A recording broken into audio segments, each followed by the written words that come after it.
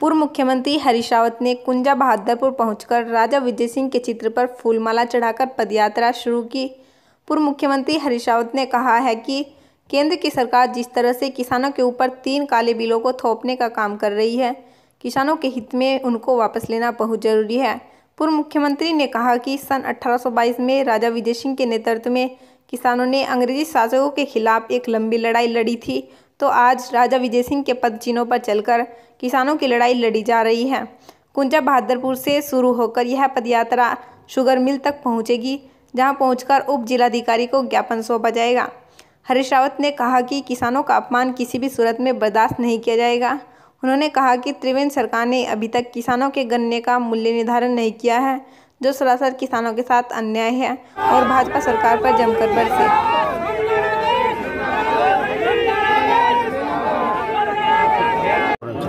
किसानी और अपने बच्चों के भविष्य को बचाने के लिए हिंदू, मुस्लिम, सिख, ईसाई सब किसान भाई भाई एकजुट होकर के सोनिया जी के नेतृत्व में, राहुल गांधी जी और प्रियंका जी के नेतृत्व में किसानों के साथ खड़ी है। 300 के करीब किसान अपना बलिदान दे चुके हैं, शहीद हो चुके हैं। हम आज उन किसानों को श्रद्धा सुमन अर्पित करते हुए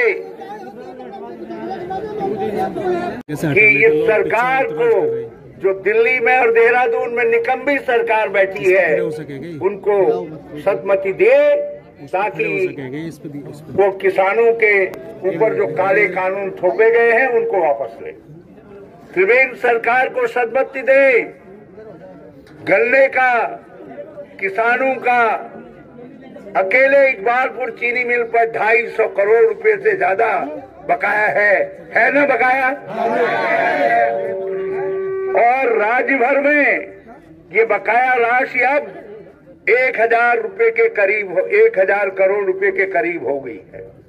मैं दोनों विधायक गणों से प्रार्थना करूंगा कि अपने और विधायक साथियों के साथ विधानसभा में इस बात को उठाए। मैं किसान कांग्रेस, जिसमें सुशील लाठी जी हैं, हमारे राजपाल सिंह जी हैं, सेठपाल पवार जी हैं, विजय हैं, दूसरे सब लोगों से प्रार्थना करना चाहूंगा कि ये आज तो हम एक सांकेतिक पदयात्रा प्रारंभ कर रहे हैं, ये निरंतर आगे बढ़नी चाहिए और जहां जहां कहेंगे हम सब लोग आपके साथ आकर के खड़े होंगे। का उधम सिंह नगर में तो अभी भी धान का पेमेंट नहीं कर रखा है, जो धान खरीदा था। यहाँ भी कुछ किसान हैं जिनका धान खरीदा गया, उनका अभी तक पेमेंट इस सरकार ने नहीं किया है। तो किसानों का उत्पीड़न हो रहा है। ये किसान की लड़ाई है और उस लड़ाई को आगे बढ़ाना है। एक बार जोर से कहिए, अभी तो ये अंगड़ाई है, अभी तो ये अंगड़ाई है, अभी तो ये अंगड़ाई है। किसान मुख्यमंत्री कैसा हो, हरीश रावत कैसा हो, किसान एकता जिंदाबाद, किसान एकता जिंदाबाद, हमारा नेता कैसा हो, हरीश रावत जैसा हो। जय किसान, जय जवान, जय किसान, जय जवान, जय किसान, जय जवान, जय किसान, जय जवान। सबका बहुत बहुत धन्यवाद। आइए इकबालपुर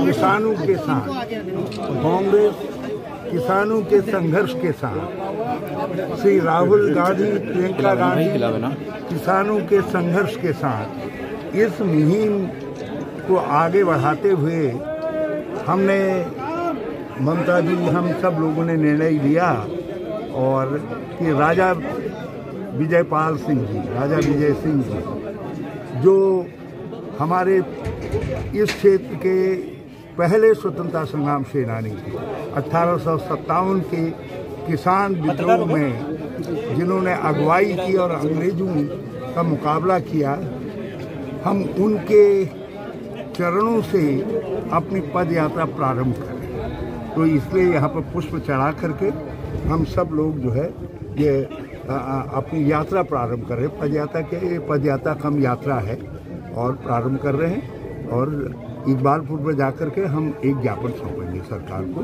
कि भाई आप किसानों की तीनों जो कानून उनके पर थोपे हैं, जिनको किसान काला कानून बता रहे हैं, उनको आप तत्काल वापस लीजिए और किसान का सम्मान करिए और खेती और किसानों की भलाई के लिए आप योजना बनाइए। रावत जी, इस क्षेत्र में इसी गांव में उपराष्ट्रपति भी आए थे और जो पूर्व मुख्यमंत्री रहे हैं नारायण दत्त तिवारी, उन्होंने भी इसको एक टूरिस्ट का वो दिया था कि टूरिस्ट के रूप में विकसित होगा, लेकिन आज तक नहीं पाया। स्मारक बनाने के लिए सब पैसा इत्यादि सब मेरे समय में मिला, मैंने दिया इस बार इसको, और बल्कि कॉलेज के लिए कमरे भी उनके नाम पर बनाए गए हैं, ममता हैं यहीं पर, तो ये दिए गए और उपराष्ट्रपति जी आए, स्वागत है।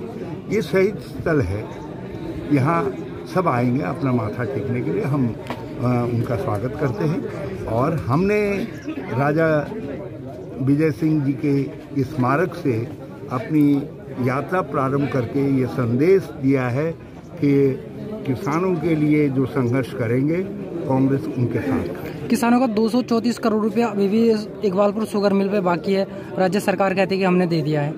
झूठ बोलते हैं, आज उस झूठ का भी हम पर्दाफाश करने जा रहे हैं। 200 करोड़ से ज़्यादा किसानों का बकाया है चीनी मिल पर जो है, और अभी राज्य भर के किसानों का बकाया है गन्ने का, ये कम से कम नहीं भी होगा तो 1000 करोड़ के करीब होगा सब मिला करके।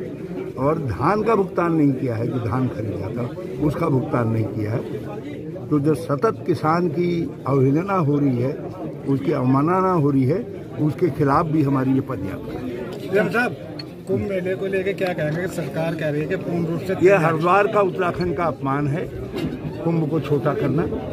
और जिस कोरोना की बात ये कर रहे हैं, यदि कोरोना से बचने के लिए भी आवश्यक था कि आप कुंभ को कम से कम 4 महीने का कर दें, ताकि कम संख्या में लोग आते प्रतिदिन जो है। अब श्रद्धालु तो आएंगे, आप 15 दिन का करोगे, सब 15 दिन के अंदर आ जाएंगे, तो जितने ज़्यादा आएंगे उससे कोरोना बढ़ने की संभावनाएं और ज़्यादा बढ़ी है। ये सरकार अपने निकम्मेपन को छुपाना चाहती थी, इसलिए इन्होंने काम तो कुछ किया नहीं कुंभ के नाम पर, तो इसलिए जो है इन्होंने कुंभ का पीरियड कम कर दिया। हरीश रावत।